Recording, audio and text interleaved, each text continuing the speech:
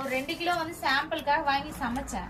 அரிசியை வந்து நம்ம தண்ணியில போட்டு கழுநீர் பிடிக்கும் அந்த கழுவும் போதே அந்த தண்ணிலேயே அவ்வளவு குழம்பாட்டம் வந்தது. அரிசி கழுநீர் பிடிச்சா ஒரு மனம் வரணும். நம்ம இப்ப கடையில வாங்குற அரிசி அந்த மாதிரி மனம் வராது. அவ்வளவு மனம் இருந்தது, குழம்பாட்டம் வந்தது அந்த தண்ணியே. அப்படி அரிசி கழுநீர் அந்த அரிசி தண்ணீர் தான் வந்து நம்ம கழுநீர் குடிச்சதுதான் நம்ம தலைக்கு தேய்க்கிறது அதெல்லாம் பண்ணணும். இப்ப வர்றது எங்க ஊற வச்சா கூட நம்மளுக்கு கழுநீர் வர்றது கிடையாது. அவங்க வந்து ஆர்கானிக்காவே தான் பண்றாங்க. அதனால நம்ம ஓன் யூஸ்க்கோ கடையில பக்கத்துல யாருக்காவது அதை கேட்டாங்கன்னா கொடுக்கலாம் அப்படின்னு சொல்லிட்டு சும்மா எல்லாத்துலயும் ஒரு 5 கிலோ எடுத்துட்டு வந்தேன். இது வந்து கருங்குருவை.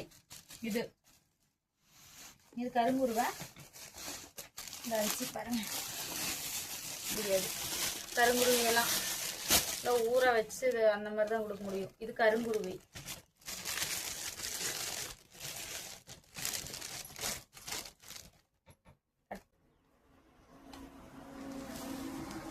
கேள்விப்பட்டிருக்கீங்க, சாப்பிட வேண்டிய அரிசி, பாரம்பரிய அரிசிகள் தான். அதுவும் நமக்கு அப்படிங்கிற ஒரே நம்பிக்கையில மட்டும்தான் நான் சேலுக்காக எடுத்துட்டு வந்தேன். இல்லைன்னா எடுத்துட்டு வந்திருக்க மாட்டேன். அவ்வளவு சீக்கிரம் டக்குன்னு ஆர்கானிக் அப்படின்னு சொன்னாங்கனாலும் நான் பெருசா அதை வந்து உறுதிப்படுத்திக்காம நம்ப மாட்டேன். நம்பி பார்த்து வாங்கிட்டு வந்தேன். இது வந்து பூங்கார், இது வந்து கருங்குருவை. இங்க பாருங்க, இது பூங்காரு, இது கருங்குருவை.